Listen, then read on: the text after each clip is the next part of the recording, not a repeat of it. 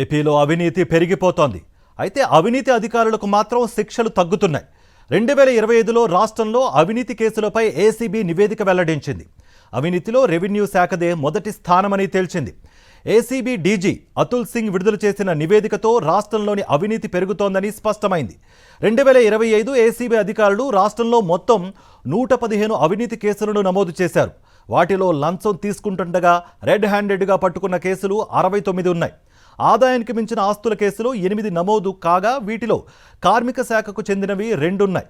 విద్యుత్, వైద్య ఆరోగ్య, పురపాలక, పట్టణాభివృద్ధి, పంచాయతీరాజ్, గ్రామీణాభివృద్ధి, రెవెన్యూ శాఖల్లోనూ అవినీతి జరుగుతోంది.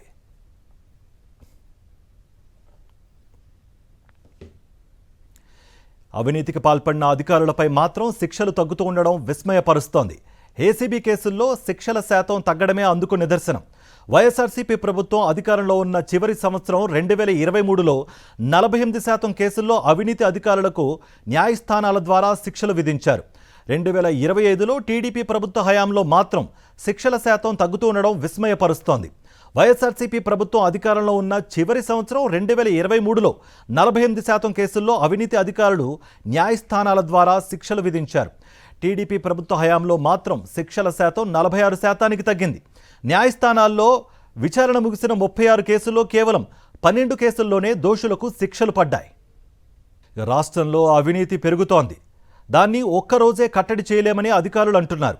ప్రజల సహకారం చాలా అవసరమని ఏసీబీ డీజీ అతుల్ సింగ్ చెప్పారు. అవినీతికి పాల్పడిన అధికారులపై 46% శిక్షల రేటుతో తాను సంతృప్తికరంగా లేనని చెప్పారు. శిక్షల రేటు 75% ఉండాలన్నారు. SRO offices lo we have conducted at 12 locations. As a follow up to that surprise check, 4 cases book చేశాము. అందుక రెగ్యులర్ ఎంక్వైరీ కూడా ఆర్డర్ చేశాము in 8 more cases. So just me information కోసం రెగ్యులర్ ఎంక్వైరీ రిజిస్టర్ చేయడానికి మనకి 17A కింద permission కావాలి. So without taking permission, we are not registering any regular inquiry, which is a mandatory part after the PC Amendment Act of 2018. So this year lo we started with SRO offices. Next year lo kuda itlanti 4-5 departments from which most of the complaints are coming.